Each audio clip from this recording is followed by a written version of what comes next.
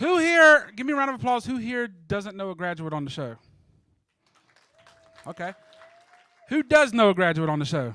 The rest of you, obviously. You guys, I'm going to tell you, you don't know how much this means to your family and friends. Come out and support them, watch them, because you know stand-up comedy is not easy. To get up here in front of people, to change up a mood of a room and get them to laugh at your jokes that you wrote yourself, it is not easy.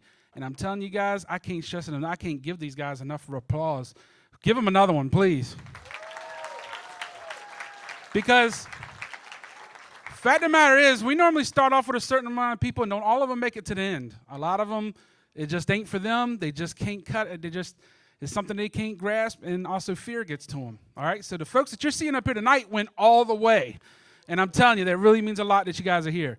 What we do in this 8-week course, first we start off teaching them how to write a joke, and then after that we teach them how to build it into a set, how to deliver it, how to handle yourself on stage. This class is very unique, and in fact, you may have seen Wavy TV 10 cover it. We have a week that's called, our 5th week, it's called a Hell Week, and we get local comics and actors to come in here and actually like heckle and distract the students. So they went out on a live open mic too, in front of a crowd that they don't even know. So they've been tested under fire. All right, but tonight they got everything timed and ready for you, so please, no interaction with the guys, no heckling, no speaking to them. Just let them get up here and perform, and they're going to have a lot of fun. All right, there's no, yeah, right. Let me tell you something, man. If you heckle a brand new comedian, that's like you joking on someone's beat up car when you're riding around on a bus pass, all right? They know, yeah, right, that the security ain't playing around tonight. They will get you up out of here if you mess with these students, all right? But we also have a special guest for you. She's a former alumna. She's an alumni of the school. She's going to get up here and perform. And our headliner, Gary Minky, you guys are going to love him. Right now, what I'm going to do is I'm going to bring up a former alumni of the school to MC the show. Now, this guy has done a lot. He's gone on to open up for Doug Stanhope. He's one of the best acts here in the Hampton Roads area. Just won a contest down in Wilmington. Everybody, welcome to the stage. It's Sean Malik.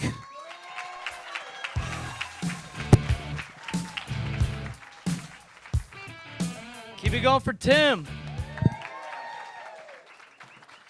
Now, I know we already asked this question, but I'm going to reiterate it. Who all here is supporting a family, a friend, a loved one, somebody that's going to be on the show tonight?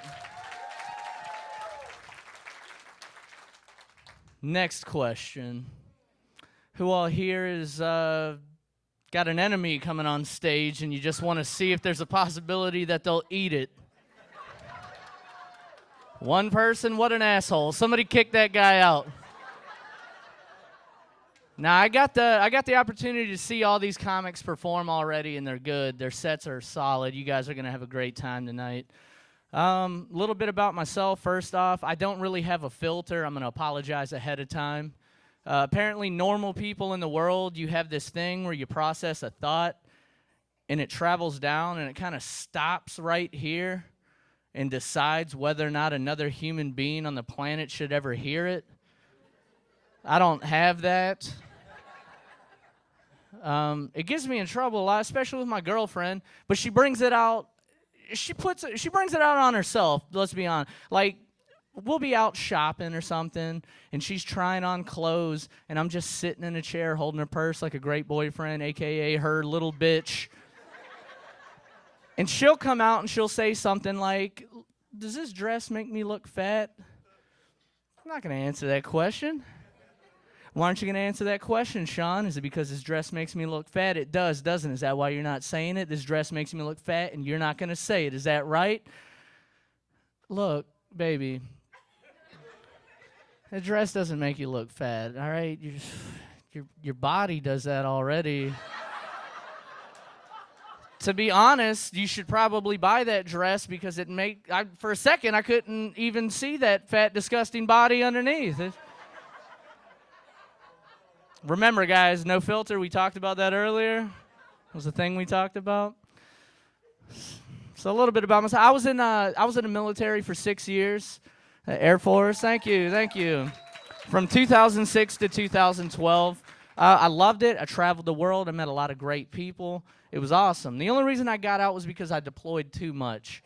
just wasn't for me. But I don't regret it whatsoever. I was actually thinking about it the other day. I was cleaning out my closet, and I ran across a stack of old love letters that one of my ex-girlfriends had sent me while I was in Iraq.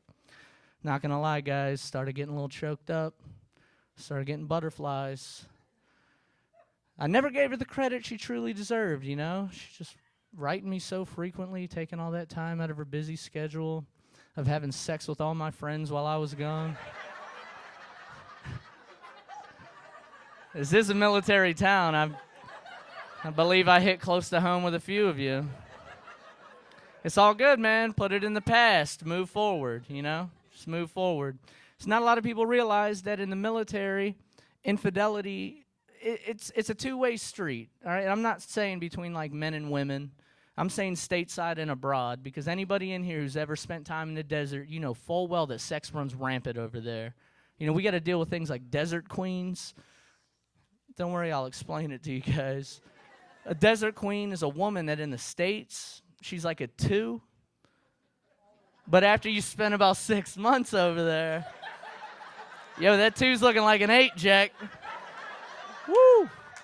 And I hate these women because it's just the ultimate ego boost. It goes straight to their head, and I just want to deflate it somehow, So this is what I decided I needed to do. Just wrap the deployment up, get on the rotator. As soon as we're about to touch down in Bangor, Maine, just slip the pilot like $500 so he can get on the PA like, this is your captain speaking. I just want to be the first to welcome back the men and women on board of the armed forces into the United States of America. And Elizabeth Jenkins, you are now ugly again. Solid prank, man. I love pranks ever since I was a kid, I still do to this day, but I'm 28, so I feel like I had to get a little bit more sophisticated with it. Like create a fake childish email address, attach my military resume to it, and just send it out to some bullshit entry-level security position just so they're completely torn between the two. Like, all right, Sean Malik, so he was in the Air Force for 6 years, deployed 5 times, spent over 30 months in the desert as extensive military weapons training, and still maintains a secret clearance. We got to get a hold of this guy. Wolf Pussy Rape Monster at netzero.com. I don't believe this is a candidate we're looking for here at Brinks Home Security. Who the hell still got a Net Zero account? It's just childish. Grow up. Anybody in here do the online dating? Big fans of it? There's way too many people in this room for nobody to be doing online dating. I'm not going to make fun of you. I mean, everybody's doing it. Like, holy shit. Like, can we all agree it's getting out of hand, though? Like, when it first started, you had, like, eHarmonyMatch.com, like, you paid for those, and then over here you had OkCupid, Plenty of Fish, those were free. And there was that huge void in the center. And over time, I feel like somebody just took a step back, and they were like, you know what we need here? We need to fill this area full of websites pertaining to each and every specific demographic on the entire planet. ChristianMingle.com, we'll just slide that one in. Anybody in here on that? Nobody in here mingling with the Lord tonight?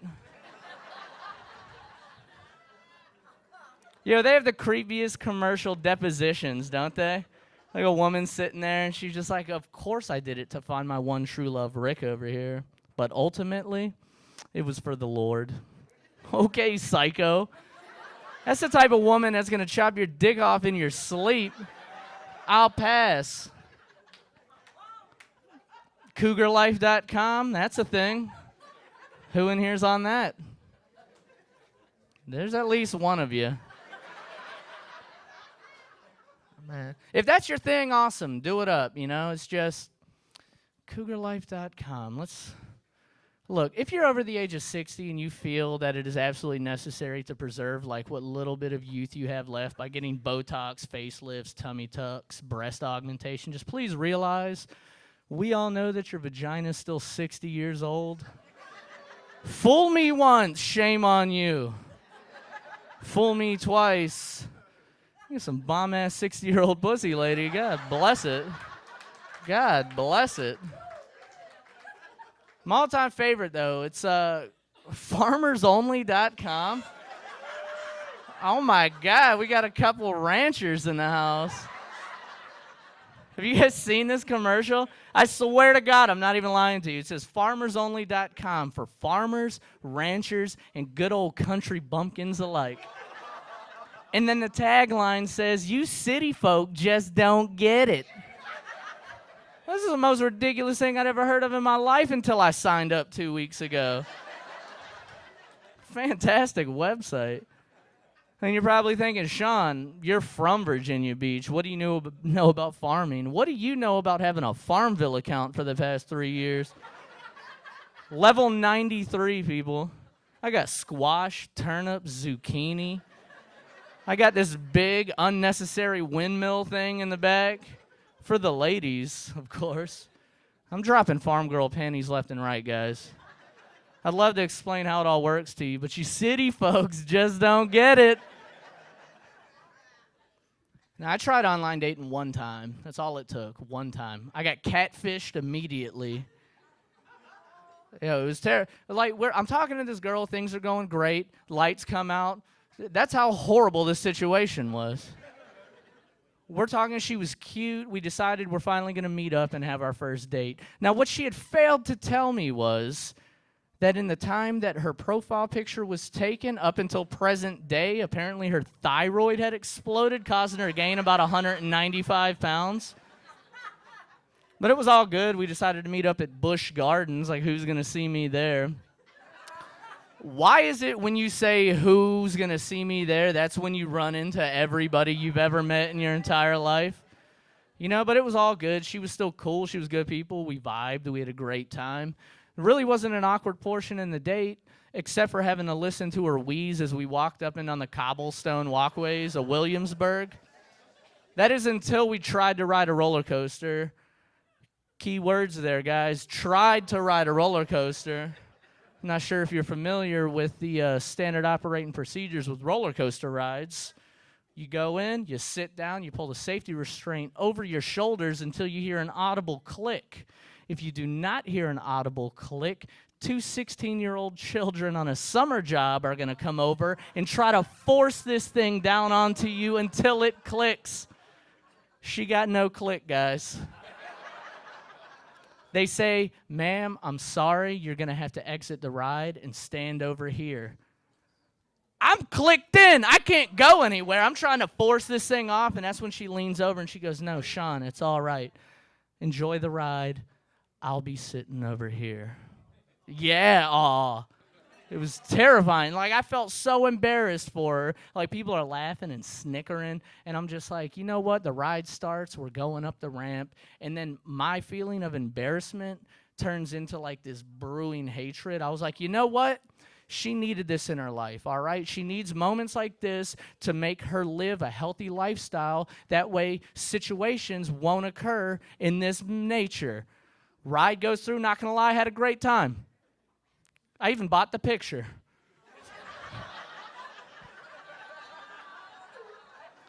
So the ride finishes up. We come up to the exit, and I look over, and who do I see but my beautiful date? Eating a funnel cake, guys. The ride was 1.5 minutes long. Where the hell did she get that funnel cake? Unless it was like concealed on her person at some point throughout the ride. You know, and that's where I gave up on humanity completely, because what should have been 1.5 minutes of self-reflection, nope, snack time. I don't know, maybe I'm just jealous. I get jealous of the most ridiculous stuff in life. Like, is anybody in here, like, legitimately amazed at how remarkably clean your dog's asshole stays, even just after it takes a shit? You know what I'm talking about? Like, remember those old school McDonald's Play-Doh French fry factory machines? Like, just cuts itself off perfect every single time? This bothers me, guys. To the point that I Googled it. And before I leave you, I want you guys to learn something, if anything. The reason that dogs take no-wipe shits, it's because they don't have butt cheeks. You laugh, it's not a joke, that's science. Apparently, human beings, we have these big, fat, padded backsides that creates this pinch, point, pivot, streak motion. You got to get in there and take care of it. Dogs, nope. Flat backside, one and done. Why did I look this up? I'm an ass man. Now every time I see a girl with a fat ass, I'm just like, damn. That girl's got a shitty ass butt. I'm going to let you guys know I've been here since 6 p.m. I watched everybody walk in. There's some shitty butts in seats at the Funny Bone tonight. I'm Sean Malik. I'm about to bring on your next comic, guys.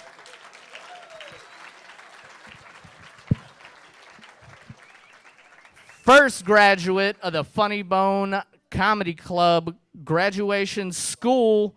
Please give a warm round of applause to Kimmy Crouch. A fistful of glitter in the air. Have you ever looked fear in the face and said, I just Hello. don't? I am Kimmy Crouch, and I am very nervous, but glad to be getting this over with. Woo! Well, I'm going to tell you a little about my family. I'm from the house on the street where the police were there, the police were headed there, or the police were being called to come there. So my family life was a little bit volatile and violent.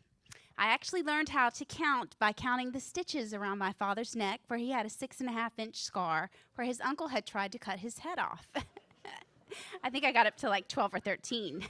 So in my family, they were, you could say that they were tough.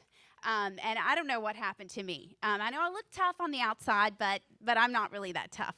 And so in my family, I'm the loser. The last time I arm wrestled my mother, who's 65, she defeated me. And sometimes you just get frustrated. So I said to her, the next time we have a go, it'll be when you get cancer. Now, please don't. I don't want my mother to get cancer. It's just that I need some type of an edge to win. And you take what you can get after losing for so many times. And as well, I don't worry about my soul. I've been lived in 4 southern states, and I have been baptized and saved in each one of those states. So in Texas, when we lived in Texas, I think I was around 12 or 13, and I was going to church a lot. And what they wanted is for us to bring people into the church. And my brothers and I were hanging out in this field, and some boys started walking up towards us. And they were smoking cigarettes. And I was like, I'm going to recruit these boys. Because I was on fire for Jesus at this time. I was. And so the one boy came up, and he was smoking his little cigarette. And I said, do you have fire insurance? And he was like, what? And I was like, do you have your fire insurance? And he was like, what? And I thought he was kind of making fun of me. And I was like, to save your soul from hell. And I thought he was making fun of me. And, I come from this kind of violent childhood. So here I was trying to do right for the Lord. But, what ended up happening is that I jumped on him and started punching him in the face. And I was screaming, the Lord will help me defeat you. Now this is Texas, and Texas men are gentlemen, and he didn't hit me back. And, in retrospect, he wasn't trying to hit me back. My brothers pulled me off of him. So in my life, that's kind of how it's been. I have a little bit of anxiety and react differently in life. I have been divorced twice, and I do date. And what I've noticed in my life is that I like a particular type of man. So my particular type of man is injured man. And I've been on, many dating websites, and I find them, or they find me. I've dated a guy that's missing an eye, broken backs. I've dated a couple of guys that are missing legs. Now, mind you, they're okay everywhere else. Everything's working, and they're usually healed, because I don't want to go through someone going through the operations and things like that. But that's what I like. That's what, it sets me on fire. It sets me on fire. It does. And my last boyfriend, I met him on Plenty of Fish, and we hung out a couple of times, and then I went over to his home, and while I was there, I noticed that there were Post-it notes all over the walls and pieces of paper, and I was like, oh, wow. And he stepped out of the room, and when he came back, I was like, you got a lot of reminders all over the place. And he was like, well, I have front lobe brain damage. And I was like, really? Really? And he's like, yeah, it's cool if you don't want to go out. And I was like, no, we can stay at your place tonight and eat in. And, he was telling me he had some short-term memory loss. And, for me, I'm pretty needy. And, so I basically was like telling him, you need to contact me more. I need to go on one of these Post-its or something. He never put me on a Post-it. And my neediness, just because a man has front lobe brain damage doesn't mean that they are into needy woman or that I can control them. They're still men. So, we dated for a little while, and he hadn't contacted me for 3 weeks. And so I finally texted him up, and I was like, it's over. It's over. And he never contacted me again. I was recently out with this guy, and he was telling me, he's like, I'm a doctor. And I was like, oh, that's nice. He's like, yeah, I own my own home. I've got a boat. It's on the water. I was like, oh, that's cool. That's good for you. I was like, so can you tell me something about your patients? Anyway, that's all for me. Thank you so much. So glad this is over. Woo! Have you ever thrown a fistful of glitter in the air? Kimmy Crouch.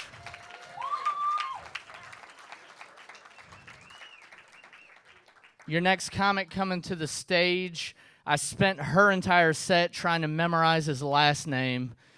Please put your hands together for Jerry Barthélemy. I got it, guys.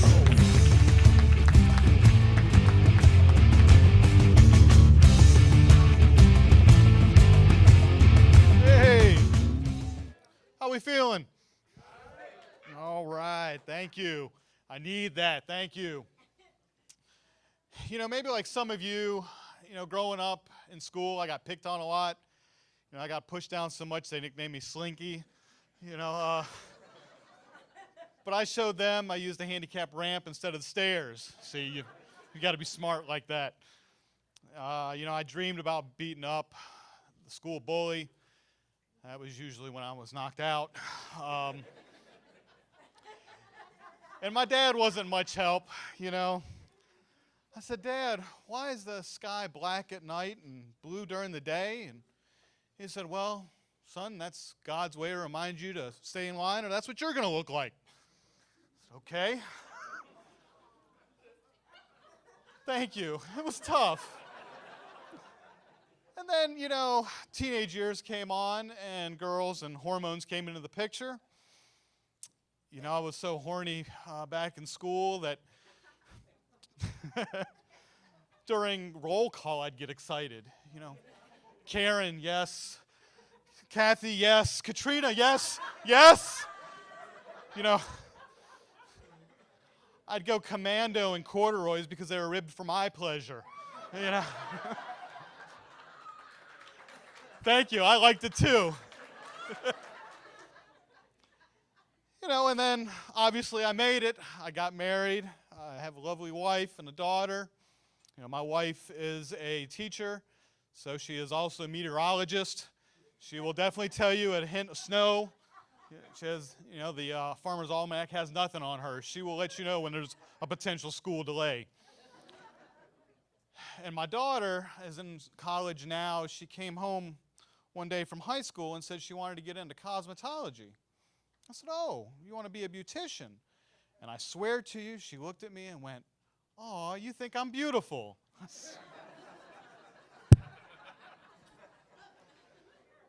So with that, my wife and I prayed that night that our last year of high school would make a difference.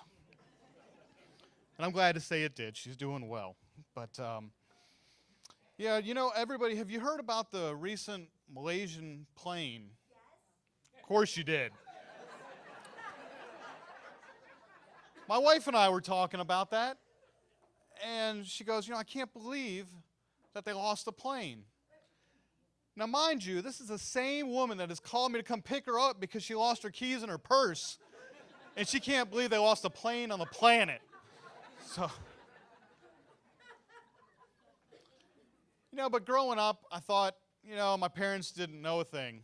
And now, as a parent myself, I realize that everybody just makes shit up as they go along. Parents tell you don't talk to strangers, eat your liver. Stop doing that or you'll go blind. Well, if I listen to them, I'd have no friends, cancer.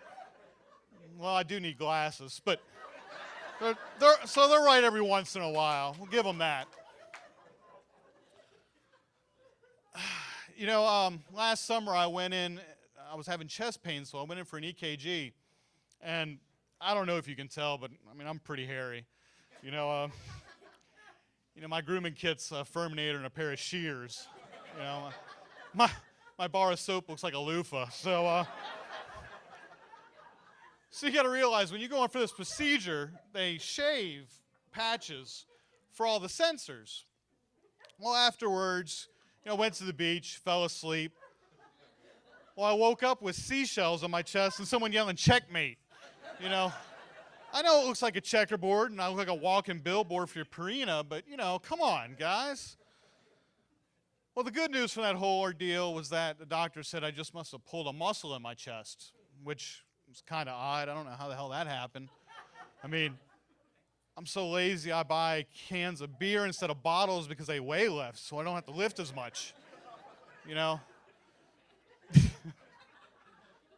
The only push-ups I do are freeze pops, so.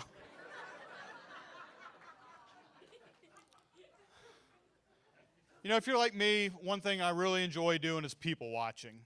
The best place to do it is go out to a grocery store or any type of, department store. And I've noticed that there's 3 different types of couples that go shopping together. They go through really just 3 different phases.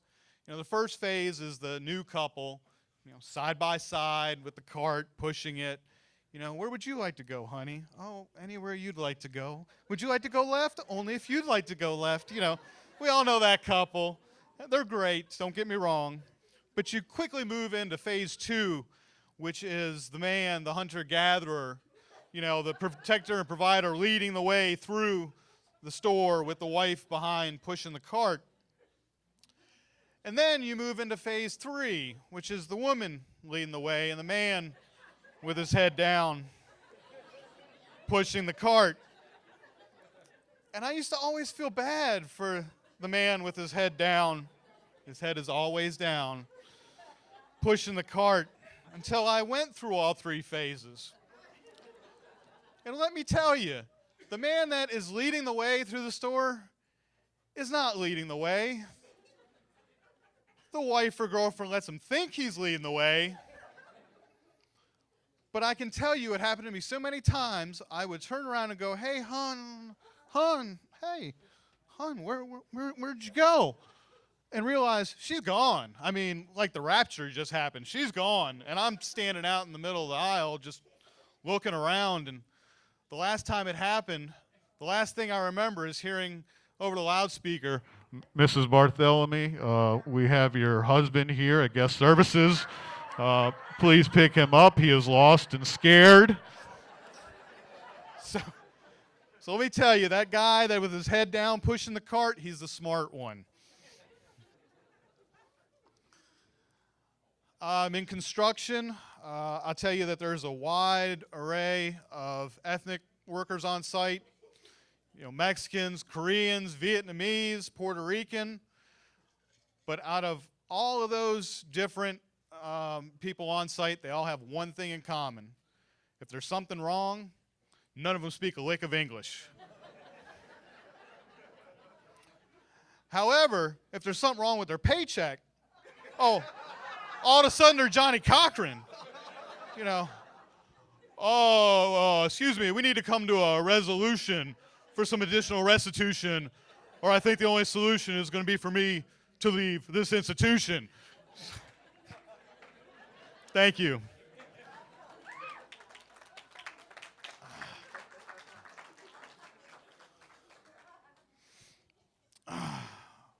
I'll leave you with this. I see we have a lot of couples out here, and my parents got my wife and I a gift certificate for a couples massage. And if anybody's thinking that's a great idea, let me tell you that is the absolute worst gift you can give. Let me paint the picture for you. You're both laying there on the table, naked, a towel over you. You look over at your wife. This handsome man walks in with warm oil, starts drizzling it over your wife's back, starts to rub it in as she goes, "Oh, that feels so good." Meanwhile, you're laying there, hot lava gets dumped on your back. Man hand starts rubbing it in like she's rubbing it through your back here, like she's weaving, your sweater. The only happy ending was getting the hell out of there. That's my time. Thank you.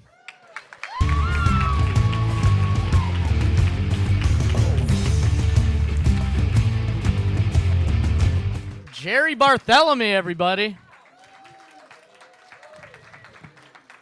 Your next graduate coming to the stage, I've known him for about a year now. Very funny guy. Please put your hands together for Greg Trotter.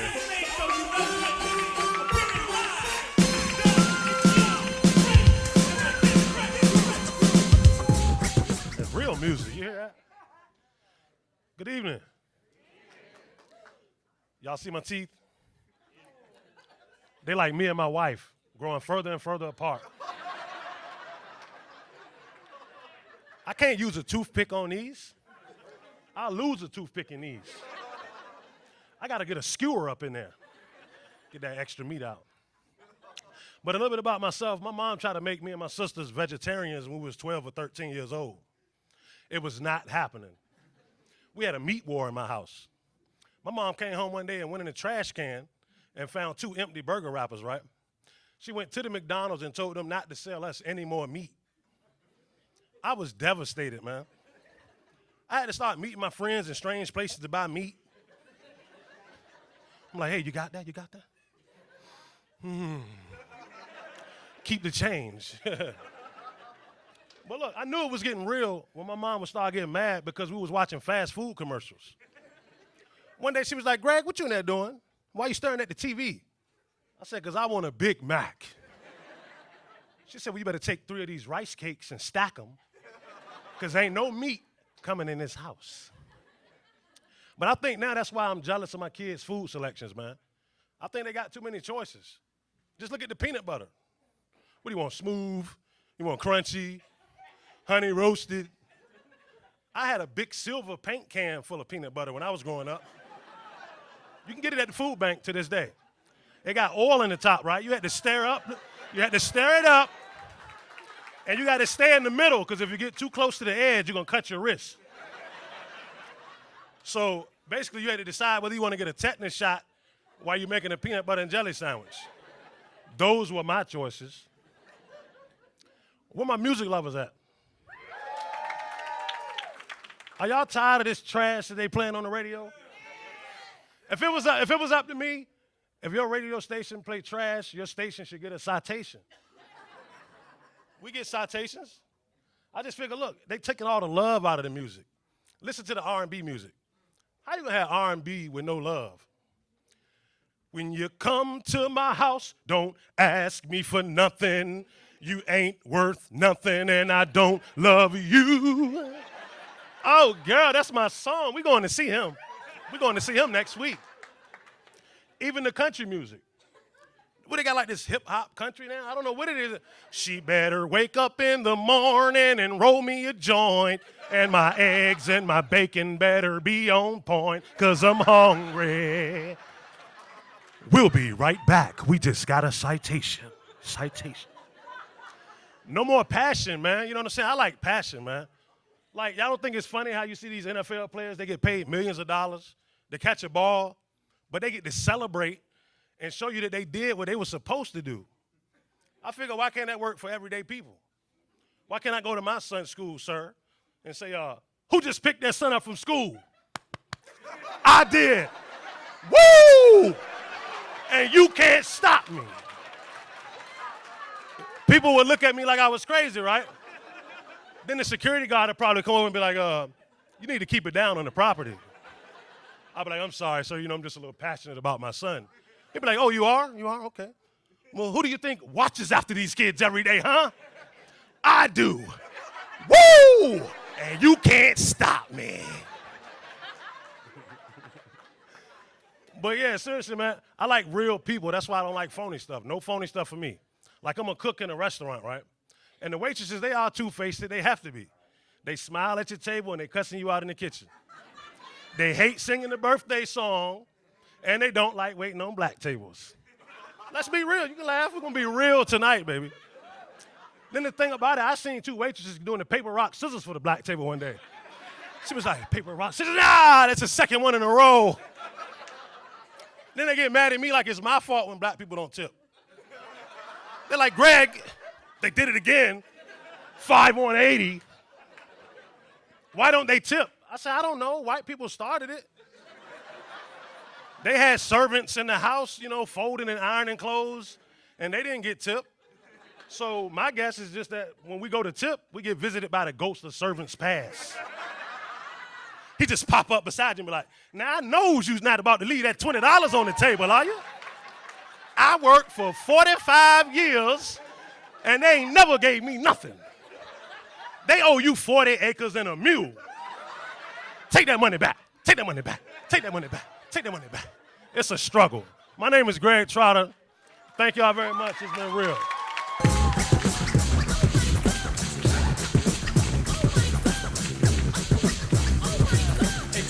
Keep it going for Greg Trotter. Oh, man. Your next graduate coming to the stage, real funny guy. He's from Waveland, Mississippi. Put your hands together for Chaz Hartley. God damn, Chaz.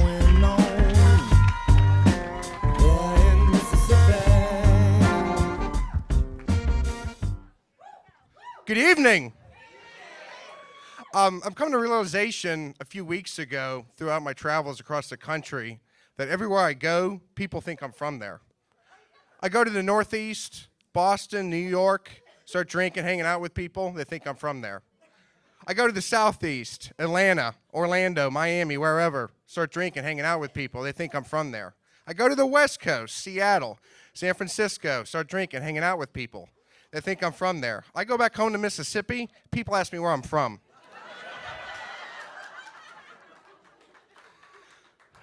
A lot of great people from Mississippi. Morgan Freeman, Oprah Winfrey, half the NFL. But no, my immediate family is not from Mississippi. They are from, my mom's side is from Oklahoma. And if you've ever met anyone from Oklahoma, you know that they sound like they're underwater with food in their mouth trying to do a turkey call. And it's not, it's embarrassing actually what it is. It's not good. But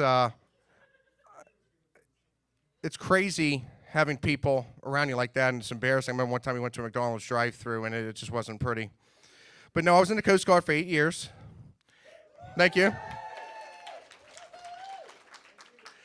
I had a friend of mine named Daryl. I always think about that when I think about the Coast Guard, and he had this girlfriend that he was very possessive of, just insanely jealous of everything she did, and was always just very protective over and all over all the time. And he was really worried that everybody was trying to sleep with her at the unit, which was crazy because most of us had sex with her before they even met.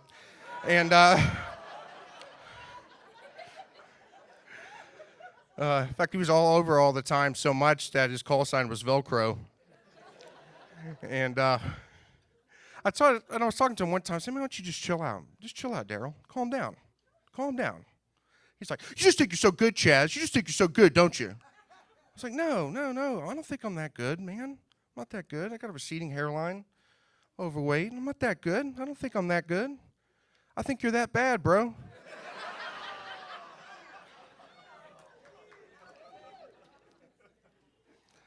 Oh, man.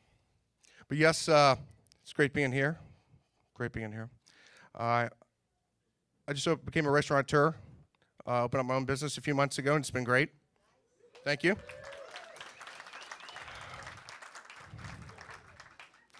And the night we were getting ready for our grand opening, I'm getting everything ready and looking over everybody and seeing what they're doing. And we had this one waitress, and she was just kind of sitting there not doing anything. And I said, "Hey, honey, can you be a sweetheart and take care of that silverware?" She looks up at me and she goes, so I got up, looked at her, and said, "Oh, well, can you be a bitch and do it then? Because I really got to have it." Then she starts doing all this apologetic stuff. I'm getting all the well bourbon out, getting it ready for the bar. And she's like, "What kind of bourbon is that?" "It's the kind you give homeless people on Christmas Eve. Can you just get back to what you were doing, please?" I wasn't in the mood. And she's like, "Why'd you open up a restaurant anyway? Why'd you want to do that?" "Well, it's just one of the things I want to check off my list, you know." She's like, "Well, I don't have a list. I have a novel." "Oh, well, thank you, Miss Danielle Steele. Miss Service with the snarl over here."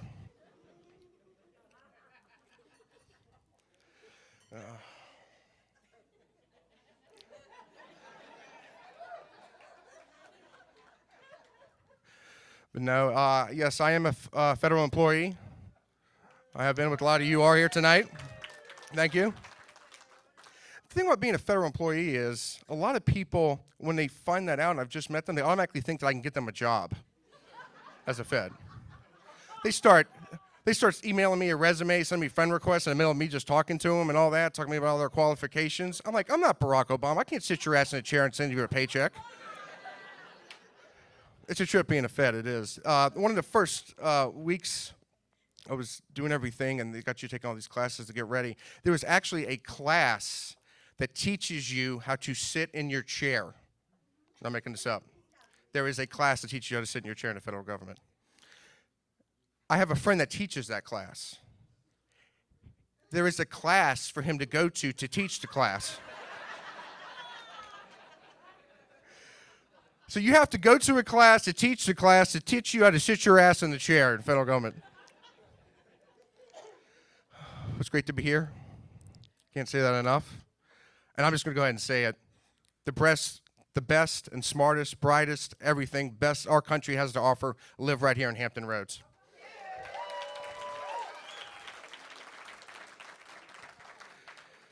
People have left their trash dump cities and their shitty little towns, and they're right here today. It's awesome. People who say they're going to leave Hampton Roads, they don't leave Hampton Roads. They always come back, that's right. I mean, you think Walmart's here are bad? Go one state in any direction. Go to West Virginia. Hell, just go west. But no, I guess we're not perfect. I was at a friend of mine's birthday party a few months ago, and they had this kid that was, oh God, yeah, you know, before I even say it, all over the damn place. Taking M&Ms off the damn coffee table and throwing them everywhere, in the couch, on the floor, and I kept pointing at the parents. I said, "Are you going to stop her?" They're like, "No, she's just having fun." So she goes around, starts playing with my friend's trophies and moving them around and taking stuff off the walls or hitting the walls and everything. I said, "You going to stop her?" They're like, "She's just having fun." The little girl walks up over to me. I hand her my drink. The parents look at me, they're like, "What are you doing?" I said, "I'm just having fun."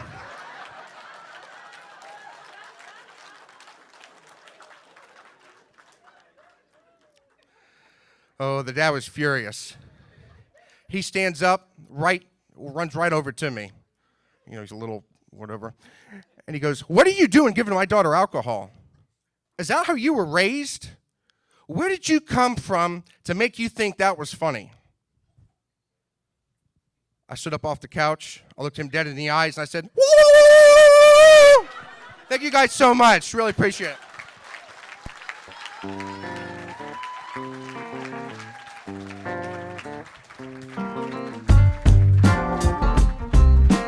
Chaz Hartley, keep it going.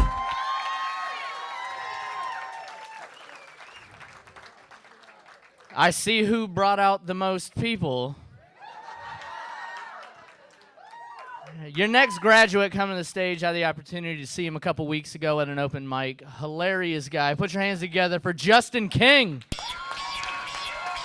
No matter how hard you try, you can't stop us now. How's everybody doing tonight? Thank y'all for being here. This is awesome. So I know what I look like, and I know what everybody in here is thinking. And I just want to make this clear. I'm not gay. And I feel like I say that more often than your average person. You see, I work in Ghent.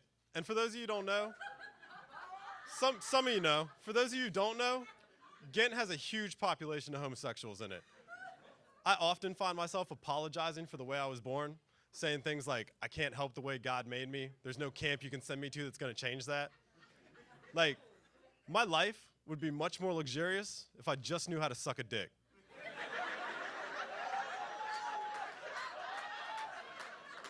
I've turned down vacations. I've turned down Maytag washer-dryer combos. I've even turned down Ellen DeGeneres marathons. But I won't lie to you guys. My self-esteem isn't beyond the compliments, and my substance abuse certainly isn't above the free drinks. And just so we're clear, I'm not up here gay bashing. I fully support gay rights in this country. God knows, some of my best friends, and I mean my best friends, grew up and joined fraternities. Little bit about myself. I'm an underprivileged kid. I had to grow up on a public golf course. It's rough out there. When I was 16, all I wanted to do was smoke pot, throw frisbees, and talk to girls. But times change. You get older, you mature, and now that I'm 27, I just want to smoke pot, throw frisbees, and talk to girls.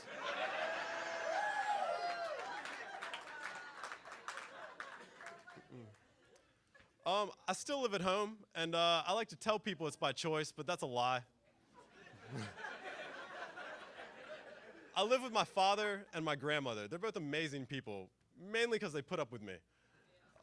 My dad is just an old hippie who wanted to change the world with sex, drugs, and rock and roll. And the drugs damn near killed him. The rock and roll made him deaf, and the only thing the sex ever got him was me.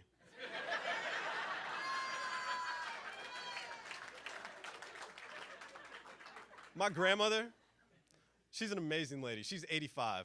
She can remember where she was on Pearl Harbor. She can remember where she was on 9/11. She also never remembers my name. I'm not a religious man. I like to tell people that I'm agnostic, so that way, no matter what the answer is to all this at the end, I can say that I was right all along. I used to really be into science, so much so that I thought I was evolving. But it turns out, I'm just going bald. I do pray every once in a while, though. But when I do, it's a little unorthodox, because I don't pray to God. I pray to Google. Because the search results are always better. And if you don't believe me, try this when you get home. Send a prayer to God for big booty Puerto Rican women. And then send a prayer to Google for big booty Puerto Rican women. And see who gets back to you first.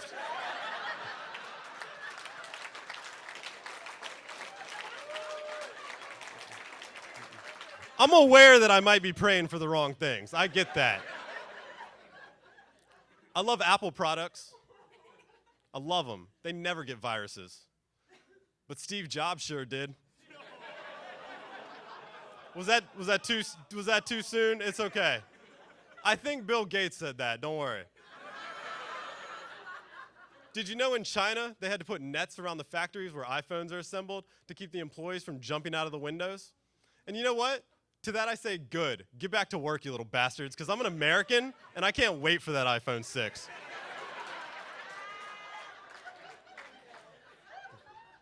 I was at the mall the other day and I bumped into this girl. She had a patchwork skirt on, a flower in her hair, and a shirt that read peace, love, unity, respect. And I said, oh my God, I'm so sorry. Are you okay? And she looked at me and said, why don't you watch where the hell you're going, asshole? I think she was feeling me. I'm not really into politics, But just the other day, I heard a politician say he wants to start a new war right here in America. He wants to wage a war on pornography. And if you're like me, you're thinking, thank God, finally someone's tackling the real issues. Because God knows I've been fighting that fight by myself since I was 12 years old, basically one-handed.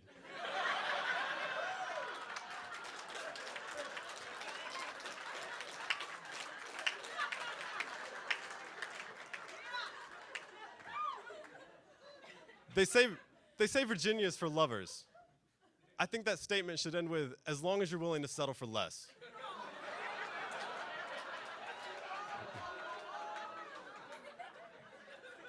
I'm a horrible person, you guys. I'm sorry. I get that. Like, sometimes I like to make fun of celebrities who I'm clearly jealous of. Like, does everybody know who Nick Cannon is? Did you guys know that Nick Cannon is extremely pro-life? Because when his mother was pregnant with him, she almost made the right decision.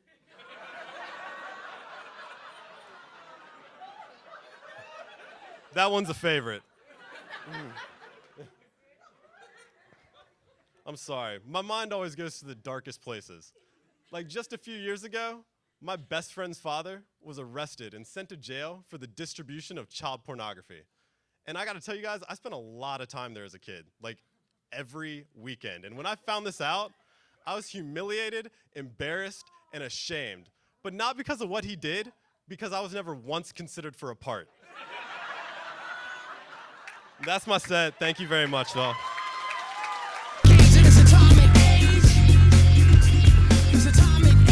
Justin King. Next comic coming to the stage, real good friend of mine. Put your hands together for Billy Rame.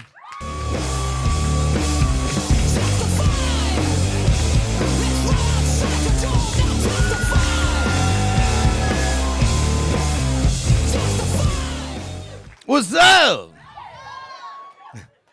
First of all, everybody give your hands.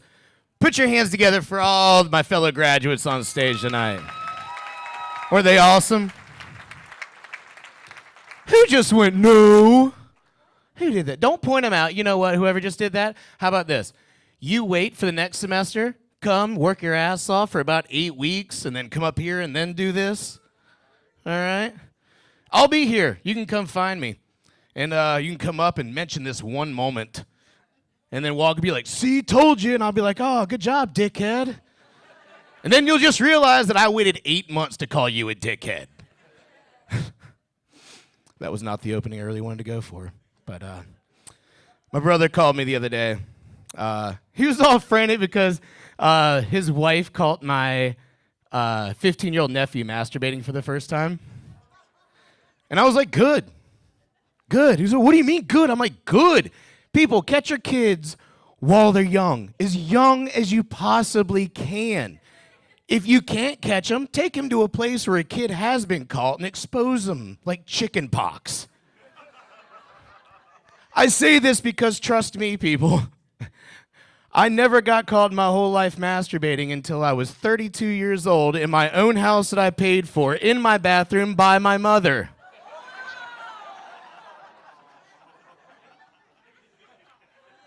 It is way easier for a mother and a kid to get over this when the kid's like 15 and not this. My mom's great, man. Her last week she scared the shit out of me though. I got a random phone call and it was her birthday. She was like 74-ish. And I know the date, it's April 10th. That's all that matters at this point. Isn't that right? But the phone rang and I answered it and she says, Billy, I can't see, it's dark. I'm like, well, what do you mean? It's dark, Billy, I can't see. I'm like, well, where's Dad? He's right here, it's dark, he can't see. And I hear, it's dark, son, I can't see, I don't know what's going on. I'm like, all right. I'll call the ambulance and I'll be right there. And I take the phone away from my face and I see them looking back at me and I hear, guess you got an iPhone. I'm like, great.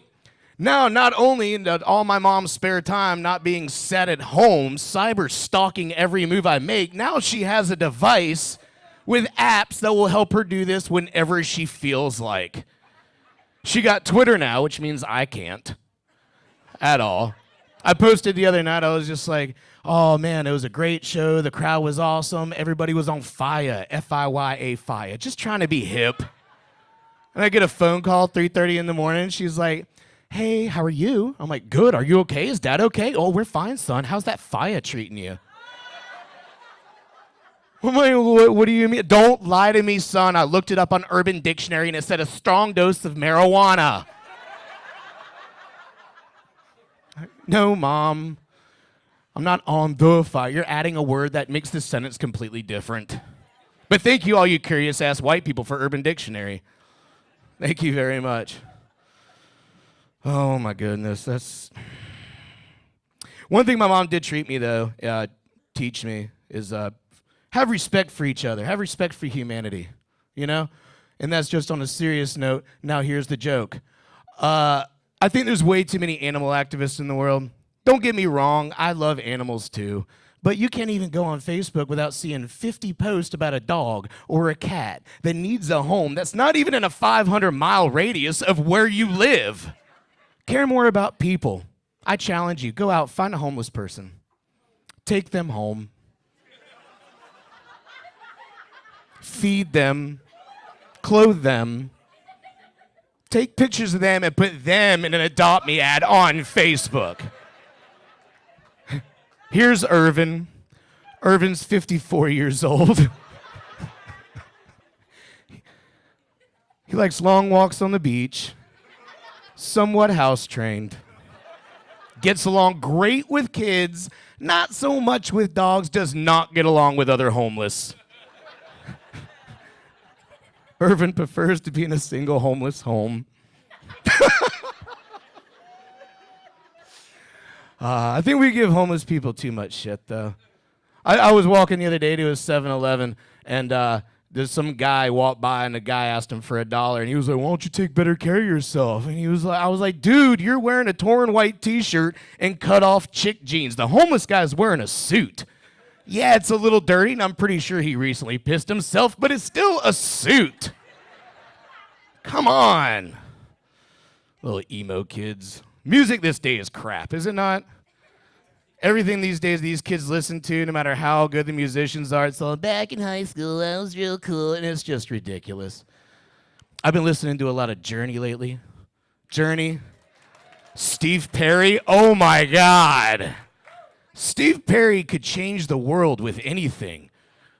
Screw Bono. Steve Perry. That's all we need. Think about it. If I could sing like Steve Perry, I would never talk again. I would sing everything. Pull up to a drive-thru. Welcome to Bob's Chicken and Biscuits. Can I take your order, please? Waffle fries. And a chicken biscuit. Make it two.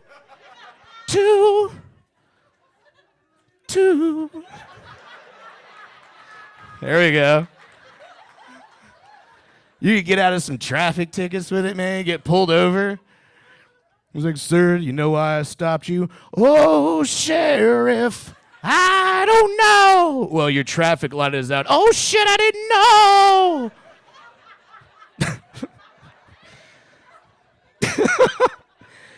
You can tell a lot about people in the music they listen to. But did you hear about the guy that invented the Segway? Committed suicide by driving a Segway off of a cliff? I think you should have waited to laugh a little bit on that one. But what got me about this article wasn't like the parts about where his family was like, oh, we didn't even know he was down on himself. I mean, regardless of the fact that his only invention was named Segway, which is the definition of transition, which usually leads to something better. Never mind that. What I thought was interesting is they found an MP3 player. And now I'm like, what was he listening to? I tried to go through it. The only thing I came was like, AC/DC, it's a long way to the top.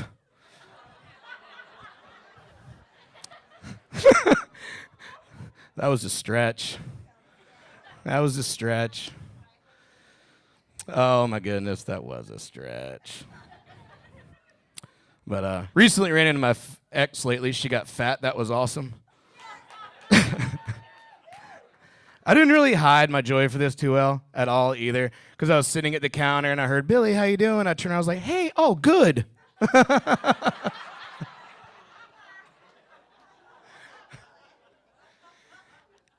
And just to rub it in a little bit, when I got to the door, I held it for her, only because I realized that she was just far enough away she felt obligated to run a little.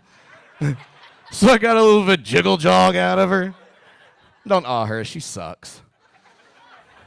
She got fat quick too, man. It was like I saw her like a month ago in a picture on Facebook. She looked great. It was like one day she just had one good and she was done. She was the worst, man. She watched Lifetime Entertainment, the Lifetime channel, the worst channel in the world with the worst movies, based on a true story of Sharon, the narcoleptic marathon runner. Took her 4 days to run a half mile.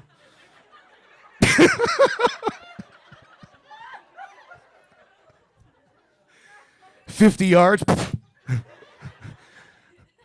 12 hours later. Anyway, that was messed up. That's just the kind of crap I think about. It's horrible. It's the crap. I've had ADHD my whole life. I don't ever pay attention to anything. Even back in my 20s, I couldn't do things that normal people in their 20s could do, like going on a date. I couldn't do it. If anything took my attention off the date, there was no coming back from that. Let's just say this. I'm out to eat with a girl, right? Nice restaurant. She gets a phone call. She answers it. I immediately start overanalyzing the whole situation. I'm like, who's she talking to? She talking to a boyfriend? Nah, she wouldn't be on a date. She had a boyfriend. Who's that guy over there sitting by himself? Why do you come to a restaurant like this and sit by yourself? Now she's walking away, talking on the phone, going to the bathroom? That's gross. Billy, you talk on the phone in the bathroom, especially when you're pooping. Oh, God, is she pooping? I hope she washes her hands. Billy, when she comes back, don't let her touch your face. You could get pink eye. All right, now she's coming back. It sounded like she was talking to a kid. Does she have a kid? Nah, she's too young to have a kid. Oh, shit, maybe she is a kid and she's talking to her dad. Is she a minor? Is this a sting? Is that why that guy's sitting by himself over there?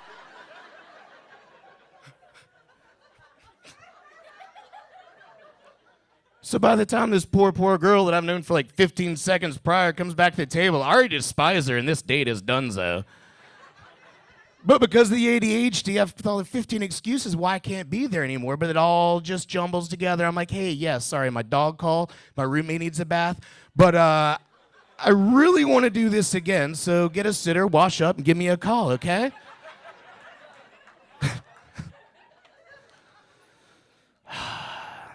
It's horrible. I'm also, because of the ADHD, I'm one of those people that has to use my GPS wherever I go, because I just don't pay attention to anything, which hasn't been too bad, but it's like iPhone users. Siri, bitch, no? She does not care about your feelings. I'm pretty sure Siri was designed to completely make us feel horrible about ourselves. She's all like, in 300 feet, turn left on exit. Turn left on exit. Make a U-turn, make a U-turn, make a U-turn, make a U-turn. This is why your wife is leaving you. Make a U-turn.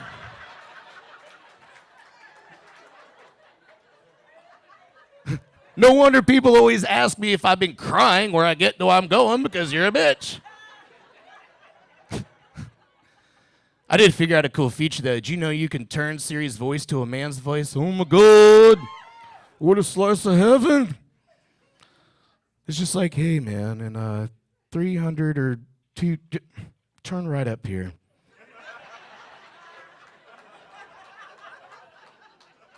I'll remind you again.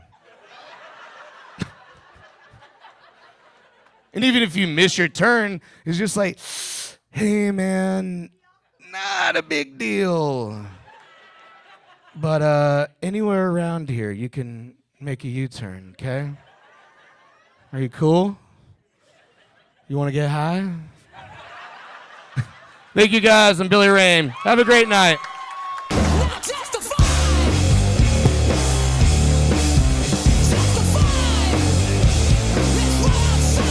Billy Ray. All right, next coming up, we have a special guest set. She's a recent graduate from December's class. Very funny girl. You can see her at Cozzy's, Brutti's, all over the Hampton Roads area. Please put your hands together for Lauren Lee.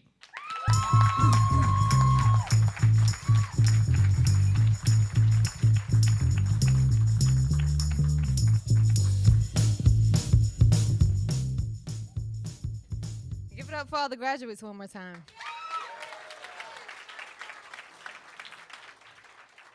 So I have a pretty close-knit family, and one of my uncles came to stay with us a few years ago after he got out of prison. And he and I were talking one day about him getting back on his feet and everything, and he said, I need to go on and get me a license so I can get me a car, so I can go to the gym. I can't work out like I used to on the yard. I'm getting fat, getting lazy. Don't no lady want no dude that's out of shape. And I'm thinking, don't no lady want no unemployed felon. Priorities, that's all I'm saying. When I was growing up, my dad wanted me and my sister to be good girls and make smart decisions when it came to men. But he didn't give us the traditional birds and the bees speech. He told us, don't discount the booty. You can't discount the booty, then jack up the price. It don't work like that.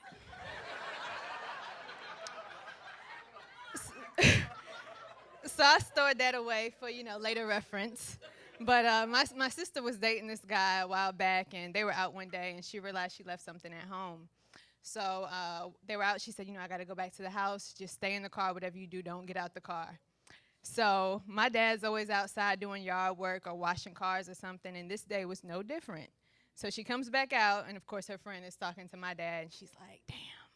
But my dad was cordial and everything until later that night. He said, so where you find him at? The dump to the dump to the dump, dump, dump. Norfolk, Hampton, Richmond. I said, damn, I'm not bringing anybody around here. But I'm a late bloomer, so I turned 26 this year. Still haven't been in a serious relationship yet. And my family's concerned. Not concerned enough to introduce me to a nice young man, but concerned enough to encourage me to come out the closet. So my cousin is a lesbian, and she keeps tabs on me and everything, and I get tempted to play along because being a lesbian is easier to explain than the truth.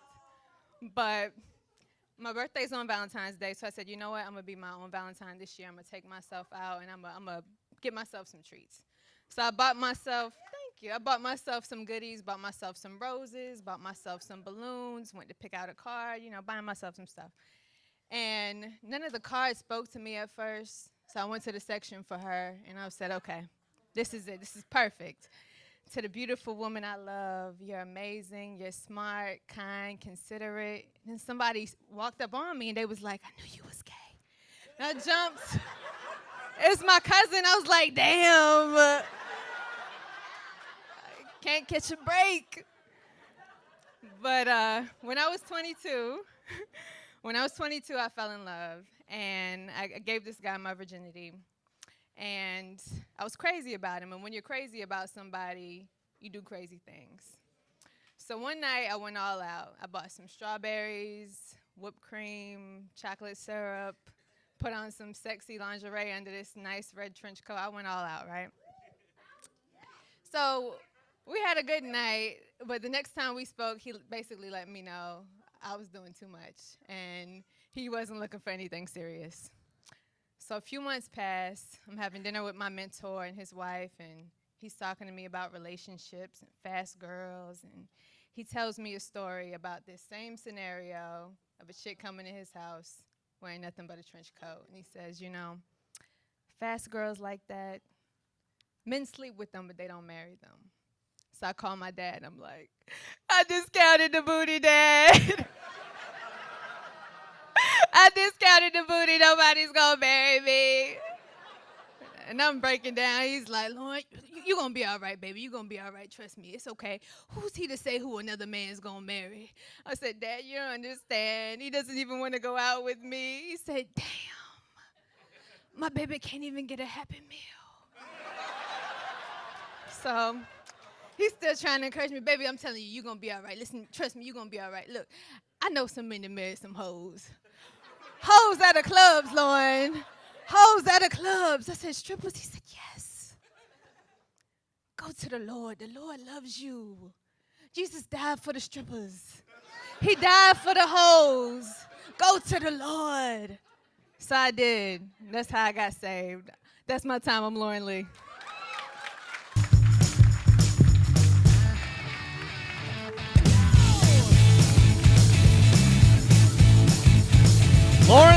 everybody.